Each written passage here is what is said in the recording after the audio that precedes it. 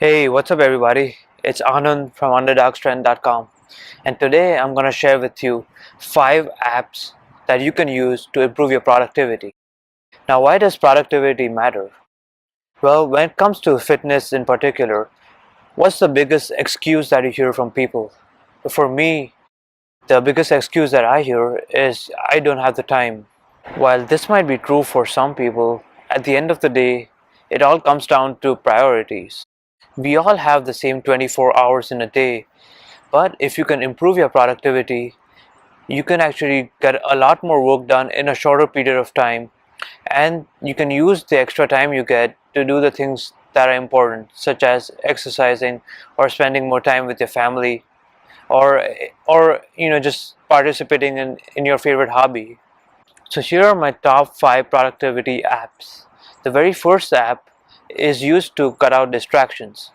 Now, did you know that on average we spend about 4 hours a day just in front of our cell phone screens? Now, this is huge. 4 hours equals almost half your workday. There are many apps that you can use to cut out distraction on your cell phone, but so far, since in this video I'm only gonna be discussing the free apps, I haven't really found a really good free app that actually effectively cuts out distraction on cell phones. But what you can simply do is put your phone on airplane mode or silent mode.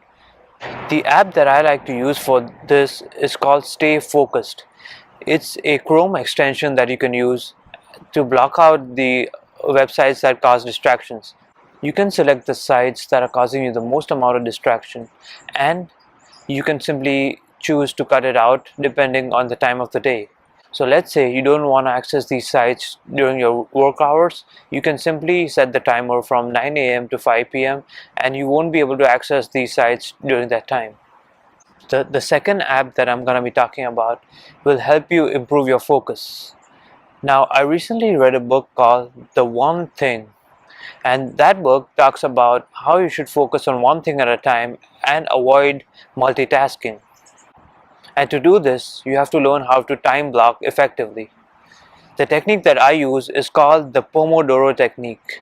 The Pomodoro technique simply involves that you work in chunks of 25 minutes followed by a short break of 5 minutes, and you can customize the working period and the break period based on your preference. When you set these time blocks, you only do one thing at a time. The app that I like to use for my Pomodoro timer is called Focus Timer, but you can use pretty much any app by simply by doing a Google search on Pomodoro timer. The third app has to do with planning. If you don't plan out your day effectively, you won't really get much done. Planning does not simply mean that you put out a to-do list and keep going through that list one at a time, but you need to prioritize that list. I recently read a book called The 7 Habits of Highly Effective People, and that this book has a time management technique in which you divide all of your tasks for the day into 4 distinct quadrants. These 4 tasks are things which are urgent and important and need to be taken care of immediately, things which are important but not urgent, things which are not important but urgent, and things which are not important and not urgent.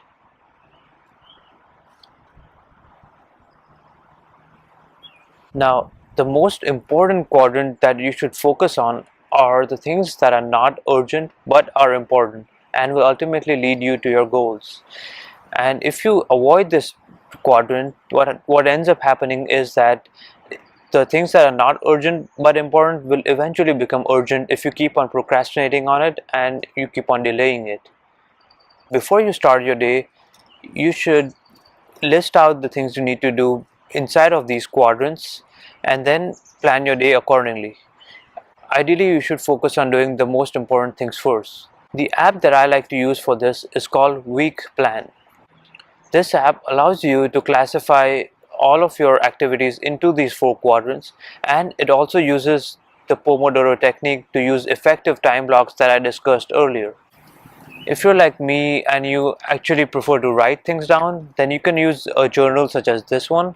I use the productivity planner, but you don't have to. You can pretty much use any journal you like, but make sure that you list out the most important things first and try to do them first. Fourth app that I really like to use has to do with music. Yes, that's right, I said music. Music can really help you focus if you select the right kind of music. And the app that I really like to use is called focusmusic.fm. You don't even have to download this app. You can simply go to focusmusic.fm and just hit the play button. This app gives you 4 different genres of music that you can select. I personally just go for the default music, which is the electronic music, but you can even select classical music for, let's say, if you're doing some sort of creative work like writing or painting, or you can select a down tempo beat. And if you don't want any music, you can even go for some ambient sounds. The fifth app has to do with sleep. Now on my channel, I've made multiple videos where I talk about the importance of sleep. As you may know, if you want results when it comes to fitness, there's 3 things that matter the most. It's your eat, sleep, and train. If you're like most people who are sleep deprived, you won't believe how much of a difference it can make if you get quality sleep. The app that I like to use is called Sleep Cycle. Sleep Cycle not only tracks the quality and quantity of your sleep, but it also has a feature called the Smart Alarm. If you use the Smart Alarm feature in this app, basically when you set an alarm to wake up in the morning, it's gonna wake you up at the perfect time possible. And this time usually is when you're in your lighter stages of sleep. You don't want to be woken up when you're in deep sleep. So this app uses sounds and your movement to wake you up when you're in the lightest stage of your sleep. So these were my top 5 free apps that you can use today to boost your productivity.